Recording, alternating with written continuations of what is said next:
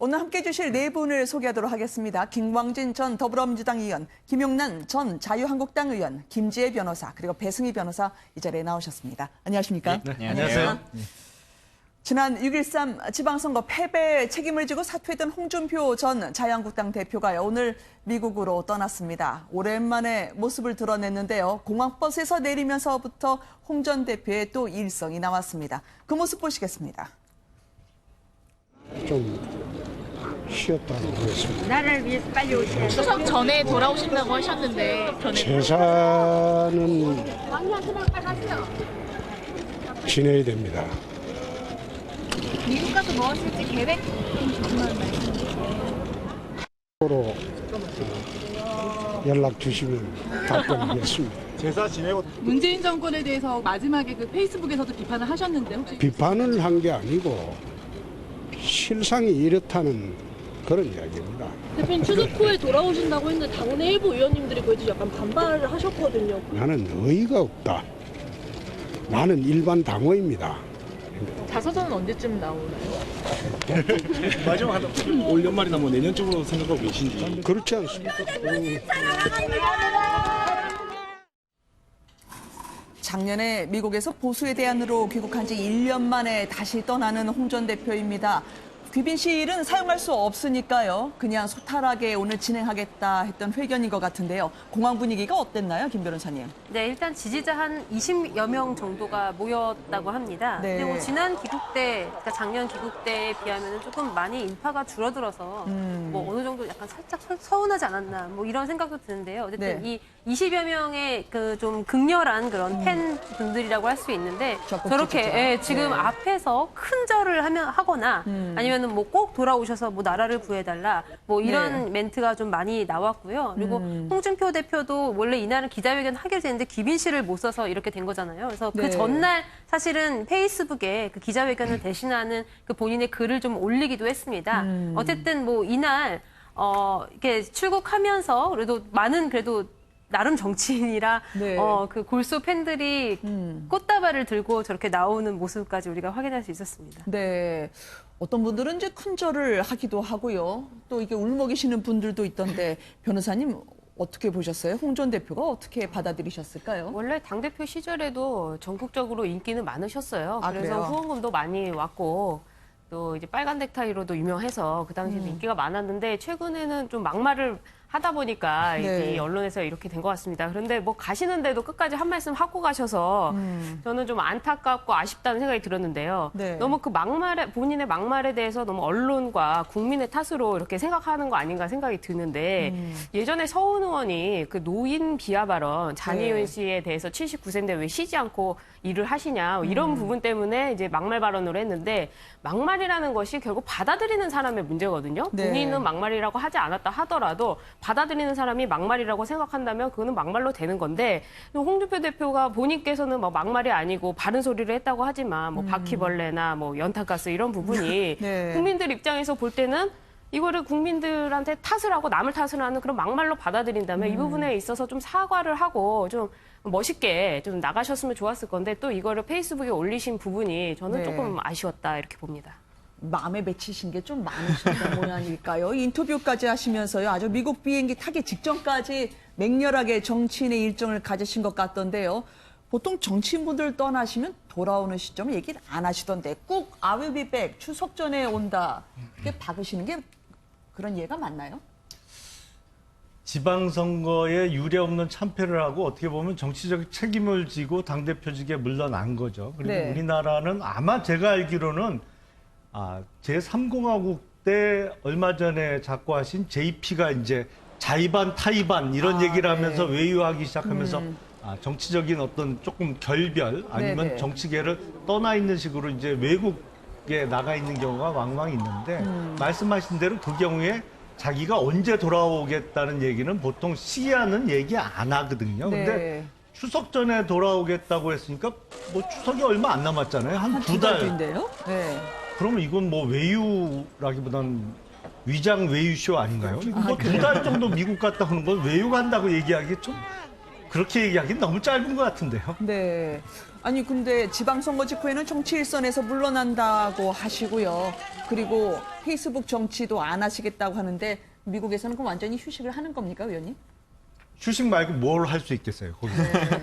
뭐 좀 쉬시겠죠. 근데 연말쯤 뭐 복귀한다는 얘기는 안 했습니다만 네. 지금 문재인 정부의 돌아가는 상황을 연말까지는 지켜보겠다 이런 얘기를 했거든요. 근데 이게 차기 전당대회 시기와 맞물려서 생각을 해보면 묘한 좀 뉘앙스가 있습니다. 네. 원래는 당대표가 지금 공석이잖아요. 그러면 60일 이내에 전당대회를 치르고 네. 차기 당대표를 선출을 해야 됩니다. 근데 지금 김성태 권한대행이 지금 전당대회를 열 생각이 없죠. 근데 8월 말까지 전당대회를 못 치르면 네. 9월 1일부터는 정기국회가 개원하기 때문에 전당대회를 치르기가 어려워요. 왜냐면 네. 국정감사하고 막 해야 되는데 당대표 뽑는 전당대회 한다고 어디 뭐 전국에 몰려다닐 수가 없거든요. 그러니까 8월 말까지 전당대회를 못 치르면 어차피 차기 전당대회는 내년으로 넘어가는 수밖에 네. 없습니다. 근데 연말까지 전국을 지켜보겠다는 홍준표 전 대표의 얘기가 묘하게 이게 차기 전당대회 개최 시기하고 맞물릴 수가 있는 거죠. 네. 그러니까 기자분들한테 카톡은 하면 내가 대답을 하겠다라는 예. 얘기해서 끈을 절대 놓지 않으시더라고요. 이게 내가 없으면 당 지지율 올라가나 보자라고 하면서 연말까지 이 당을 지켜보겠다는 남들의 복귀의 메시지일까요? 예, 그러니까 뭐 의원님 말씀하신 것처럼 지금 네. 홍준표 대표는 정치적 공백기를 갖겠다라고 하는 것보다 앞서 본인이 말씀하셨던 좀 쉬었다 오겠다. 말 그대로 네. 그냥 좀 쉬러 가시는 게 훨씬 더 큰 것 같고 그러는 과정 안에서도 진짜 자유한국당이 잘 되나 한번 지켜보자라고 네. 하는 것을 이제 뜻하고 있는 것 같은데요. 이제 질문들을 받고 뭐 하는 과정에서 총선에는 출마하지 않겠다. 이제 네. 이건 명확하게 했지만 그럼 대선에는 출마하실 거냐라고 하는 질문을 했던 기자에게는 뭐 상황이 변동이 있으면 네. 지금 상황에서는 말할 수 있는 건 좀 넌센스다. 근데 뭐 정치인의 어법으로 생각해 보자면 상황의 변화가 있으면 나는 네. 대권 도전에 대해서는 뜻을 거두지 않았다라고 하는 것을 좀 밝히고 나가신 거지 않습니까? 그래서 진짜 뭔가 휴지기를 통해서 네. 좀 돌아왔으면 좋겠다. 저 사람이 필요하다라고 하는 요구가 있을 때 사실 저 외유가 의미가 있는 것인데 지금 본인에게는 그냥 잠깐 여행 가시는 거 외에는 아무런 네. 정치적 이해관계나 이익은 없다. 이렇게 보여집니다. 그 네. 안철수 대표가 네, 변호사님. 이제 떠나면서 하는 말이 국민이 부르면 다시 오겠다 이런 말을 그렇죠. 했어요. 그래서 많은 분들이 그럼 국민이 과연 언제 부를까? 부르는 날이 오기나 할까? 이런 생각을 했는데 홍준표 대표께서도 SNS에 내 판단이 옳다고 인정받을 때 다시 시작하겠다라고 하셨어요. 근데 여기서 말하는 판단이라는 거는 이 문정부를 향해서 그동안 내뱉었던 안보에 대한 뭐 네. 평화 문제, 북한 문제, 그리고 또 경제에 대해서 경제 파탄 문제 이런 부분에 대해서 자신의 판단이 옳다고 자기가 인정받으면 다시 돌아온다는 것이거든요. 네. 그렇게 본다면은 과연 국민들이 이 판단을 옳다고 언제쯤 판단해 줄 것인가. 네. 그렇게 보면 이제 추석은 너무 좀 빠르지 않나 이런 생각이 드네요. 근데 정치인들은 국민이 부를 때라고 할 때 저 여기 나오신 한 20명 정도만 불렀다고 해도 국민이 나를 부른다 이렇게 그게 또 생각할 수 국민이 있죠. 되는 거고. 그렇죠. 우기는 거죠. 사실은 그게 국민의 뜻이라고 우기는 거죠. 네. 아니, 미국 가 있는 동안에 절대 잊지 마세요라는 메시지처럼 지방선거 내가 좀 질 것 같더라. 이 문 대통령, 트럼프 대통령, 김정은이 합작해서 평화 구상을 펼치는데 이길 방법이 없었다 그러더라고요. 이게 이분이 얘기하는 일명 독고다이, 혼자 맞섰는데 어쩔 수 없었다라고 하는 나름의 해명일까요? 핑계죠, 뭐. 그래요? 그러니까 지방선거를 자유한국당이 참패한 이유가 안보 이슈 때문이다라고 얘기하고 있는 것 같습니다. 홍준표 전 대표는. 근데 네. 그게 아니거든요. 막상 유권자들을 만나보면 자유한국당은 왜 공천을 그렇게 했느냐, 네. 왜 당대표 마음대로 하느냐부터 시작해서 뭐 어떤 평소에 언행의 어떤 품위 문제라든지 네, 이런 네. 거를 얘기하시는 분이 많거든요. 그러니까 지금 북핵 협상과 관련해서 이것이 무조건 잘 풀릴 거다. 네. 아니면 지금 어떤 정부에서 주장하는 로드맵대로 잘 풀릴 거라고 믿는 국민이 많아서 자유한국당이 지방선거에서 참패한 게 아닙니다. 기본적으로 공당으로서 국민들께 비춰줘야 되는 모습을 네. 못 보여드리고 네. 이게 거의 사당화된 모습이 여과 없이 드러났기 때문에 도저히 기존의 지지자들도 이번엔 못 찍겠다 하는 분들이 많았기 때문에 득표율이 저조했던 것이거든요. 그러니까 이거를 네. 반드시 그 북핵 관련한 어떤 안보 이슈에 있어서 내가 고립돼서 네. 참패했다. 이건 사실 핑계죠. 아니, 혼자 맞섰는데 안 됐다라는 취지로 이야기를 하시길래요.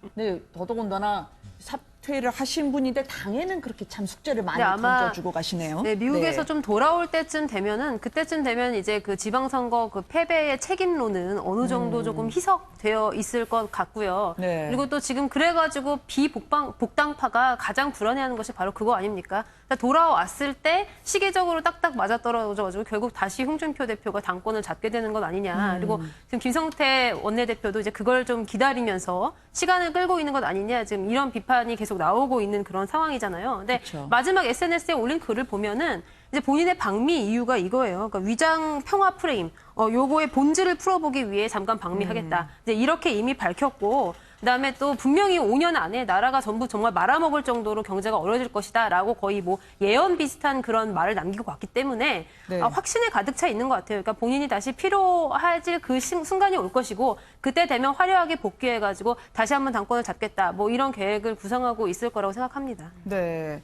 그 홍 대표, 이제는 전 대표죠. 한국당에 애정 가득 충고를 하고 떠난 걸 말씀드리려고 했는데요. 사람을 좀 그럴듯한 분 모셔서 그냥 써먹고 버렸다라고 이야기를 했는데요. 또 공교롭게 이럴 때 비대위원장으로 모시려 했다는 이국종 교수가요. 안상수 비대위원장하고 인터뷰가 엇갈리게 나오고 있는 것 같더라고요. 마치 이국종 교수가 이런 이야기를 흘린 것처럼 비춰지는 인터뷰를 해서 말이죠. 일단 그 앞서 말씀하셨던 조선일보와의 인터뷰라고 하는 거 23년 동안 정치를 하면서 봤더니 계속 네. 만들어진 사람만 모셔 써먹고 버리더라. 당이 사람을 키우지 않는다 이런 진단을 했는데 네. 사실 본인이 그 23년 동안의 정치를 하는 과정에서 계속 이 당에 몸담아 있으셨고 두 번이나 당대표를 하셨고 또 그 대권 주자로서 역할까지 하셨지 네. 않습니까? 그런데 사람을 키우지 않았다라고 한 책임은 사실 당에 있는 게 아니라 본인이 훨씬 더 크게 지셔야 되는 것이기 때문에 네. 마지막까지 이렇게 책임 회피를 하는 모습은 별로 멋지게 보이지는 않는다 이렇게 생각이 들고요. 이국종 교수 건과 관련해서 사실은 여러 하마평의 얘기들이 나올 때 많은 국민들이 어떻게 당사자랑 얘기도 나오지 않은 상태 저렇게 말을 흘리냐라고 네. 하는 문제 제기를 많이 했지 않습니까? 근데 지금 이 상황에서 또 오늘 안상수 비대위 준비위원장은 뭐라고 얘기했냐면 실제로 이분을 모시려고 하는 의도까지 갖고 있었던 것은 아닌데 홍보에는 조금 도움을 받았다. 아, 그래요? 뭐 이런 인터뷰까지 했단 말이에요. 그래서 그러면서 이제 최근에 있었던 이국종 그 교수가 지금 김성태 권한대행을 만났던 것이 본인이 흘린 거 아니냐. 지금 이렇게 또 본인에게 책임을 씌우고 있어서 네. 이국종 교수의 말이 딱 이렇습니다. 김대행 만난 것을 내가 언론에 흘렸다고 말하는데 이런 식으로 하니까 한국당이 저지경이 된 것이다. 저도 똑같은 생각이 좀 듭니다. 김원남 의원님. 제가 소속 정당이지만 참 드릴 말씀이 없습니다. 우선 홍준표 전 대표가 한국당의 문제를 지적하면서 사람 키울 생각을 안 한다. 늘 밖에서 데려오고 쓰고 네. 버린다. 아니 이번 지방선거에서 올드보이즈들 다 공천한 게 홍준표 당시 당대표예요. 한 사람도 키울 생각 안 하고 나이 드신 분들 그냥 지명도만 믿고 다 광역단체장 후보로 공천한 게 본인이에요 지금. 네, 참 어이가 없습니다. 그리고 네. 홍준표 당대표에 이어서 지금 김성태 당대표 권한대행이 지금 이국정 교수를 비대위원장으로 모시겠다고 만나서 이제 제의까지 한 모양인데 이래서 한국당이 점점 어려워지는 겁니다. 사실은 이국정 교수 훌륭하신 분이죠. 네. 근데 이것은 응급의료의 전문가로서 훌륭한 거지 네. 정치인으로서 아니면 망가진 정당을 복구하는 데 있어서 어떤 전문성을 가진 분은 전혀 아니거든요. 네. 그러니까 이거를 비대위원장 그 어떤 섭외를 이런 이벤트성으로 뭐 전국적인 지명도 높은 네. 정치하고 아무 관련도 없는 분 그것도 뭐 외과 의사니까 잘 집도해서 한국당을 살려내지 않겠냐라는 말도 안 되는 논리로 이벤트성으로 지금 비대위원장을 모시려고 시도하는 것 자체가 네. 한국당의 위기가 점점 깊어지는 원인이라고 생각을 합니다. 참 근데 아까처럼 이게 공천을 자기 사람 신게 하면서 외부인 제대로 안 모셨다는데 왜 홍준표 전 대표는 저런 말씀을 하실까요? 당이 정신 차려야 된다. 아직 정신을 못 차린 거죠. 모르겠어요. 네, 선거에서 본인에 대한 네. 책임을 아직까지 지고 있지 않다는 태도가 저는 보이는 것 같아요. 사실 본인이 안철수 대표를 한때는 향해서 선거를 2등, 3등 하려고 하는 네. 그런 사람이 어디 있느냐 하고 비판하신 게 저는 생각이 나는데 이기는 선거를 하려면 일단 공천을 잘해야 되고요. 또 정책을 네. 잘 만들어야 되고 또 인물을 잘 선택을 해야 되고 또 구도를 잘 해야 되거든요. 선거는 구도이기 때문에 또 본인 선거 하실 때도 그 구도 싸움에서 이기려고 굉장히 노력을 하셨어요. 네. 뭐 총선을 하실 때도 선거 운동보다는 구도 게임이다라고 말씀을 많이 하셨는데 이번에 한국당에서 어떤 구도에 있어서 본인은 이제 뭐 안보적인 문제라고 했지만 사실 그거는 먹히지 않았다는 거죠. 그래서 그런 책임을 지셔야 되는데 나가는 마당에도 한국당의 인재 영입위원 부분부터 시작해서 한국당을 좀 어떤 이렇게 비판을 하고 가는 거는 제가 볼 때는 당대표로서 그리고 선거에 대한 책임으로서 조금 부족하지 않나 생각이 듭니다. 네. 홍준표 전 대표가 미국 가기 전에요. 이명박 전 대통령 접견도 했다고 합니다. 이 변호인이 되려는 자, 이 사건을 맞는 게 아닌가라는 축조도 나왔는데 그건 아닌가 봐요, 김 변호사님? 예, 그건 아니라고 뭐 일축했고요. 일단은 뭐 이 전 대통령이 좀 몸이 안 좋고 그다음에 그 당대표 지방선거 패배로 인해서 이제 약간 좀 수습 기간이 있었기 때문에 좀 조금 더 있다 와라. 이제 원래는 지방선거 끝나고 이제 바로 가려고 했는데 이제 그런저런 이유로 약간 늦어졌다라고 이야기를 하고 있고요. 원래 뭐 홍준표 대표 이번에 그 변호사 등록하면서 네. 변호사 등록하는 이유가 바로 이명박 전 대통령을 접견하기 위해서라고 네. 이야기를 했으니까 그래도 제 생각에는 출국 전에는 한번 만나보는 게 여러모로 좋지 않았을까 그렇게 생각이 들고 그래서 이제 찾아뵌 것 같습니다. 그래서 네. 이명박 전 대통령이 지금 약간 좀 건강 상태가 안 좋아진 것으로 그렇게 알려져 있는데 뭐 그런 상황에서 어느 정도 이제 이런 이야기를 했다고 해요. 어차피 정치 재판이고 이게 사법적 판단이 아닐 거기 때문에 네. 어차피 마음을 편하게 갖고 그냥 건강을 챙기시라 뭐 이렇게 이야기를 했다고 하는데 뭐 어느 정도 좀 마음의 위안은 되지 않았을까 이명박 전 대통령에게 이렇게 네. 생각합니다. 이명박 전 대통령을 포함해서 대통령을 2명 배출했다는 그 여의도 터의 자유한국당이요. 영등포로 오늘 이전을 했습니다. 참 영광의 날들이라고 하지만 이제는 과거의 일이 돼버렸는데요. 홍 전 대표도 이제 오늘 떠나고요. 그리고 당사에 다시 새롭게 자유한국당 간판이 내걸렸습니다만 이게 연말이면요. 어떻게 될까요? 홍 전 대표가 신앙 같은 아버지 어머니 제사 때문에 들어오겠다 하긴 했는데 말이죠. 이 참 자유한국당이 지금 상황이 참 어려운 것이 제가 지금 당협위원장을 맡고 있거든요. 그러니까 네. 옛날로 따지면 지구당 위원장이죠. 근데 당사를 옮겼다는 뉴스를 보고 알고는 있는데 당사 주소를 몰라요. 아, 그러세요? 당에서 무슨 당사 이전했으니까 네. 신주소라도 문자로 보내줘야 될 거 아니에요. 문자 한 통 보내는 사람이 없어요. 그러니까 지금 당의 체계가 얼마나 흔들리고 네. 좀 제대로 안 돌아가고 있는지를 보여주는 대표적인 사례가 아닌가 싶습니다. 이게 지금 김성태 권한대행은 계속 비대위 체계로 오래 끌고 가려는 생각인 것 같은데 글쎄요. 비대위원장으로 네. 누가 오실지 모르겠습니다만 차기 지도부가 선출돼서 다시 시스템을 갖추기 전까지의 혼란은 계속되지 않을까 싶습니다. 한 말씀만 드리면은 왼쪽이 오늘 새롭게 간 영등포고요. 오른쪽은 결국 간판을 내린 여의도를 보여드리고 그 있습니다. 한국당에서 네, 쇄신을 하기 위해서 당사를 옮긴 게 가장 유명한 게 박근혜 대표 시절에 그 천막당사였죠. 그랬죠. 그때 천막당사는 모든 거를 내려놓고 새롭게 시작하자, 쇄신하자의 의미가 있었는데요. 이번에 여의도에서 영등포로 옮긴 이 부분이 과연 그런 정도의 쇄신인가 하는 부분에서는 많은 당원들, 특히 아스팔트에서 지지하는 당원들이라든지 아니면 보수를 지지하는 국민들이 볼 때는 여의도나 뭐 영등포나 도찐 개찐이라는 거죠. 그리고 오히려 지금 그 천막 당사 때보다 본인들이 더 모든 걸 내려놓고 네. 특히 전 의원들이 지금 불출마 선언을 하고 자신들의 특권을 내려놔도 모자를 판인데 여의도에서 영등포로 간다는 것 자체를 가지고 저렇게 하는 부분은 오히려 제가 볼 때는 좀 쇼로 보일 수도 있다 이렇게 생각이 듭니다. 알겠습니다. 그렇지만 당사 11년간의 영광을 뒤로하고 영등포로 간 한국당의 소식까지 저희가 전해드렸습니다.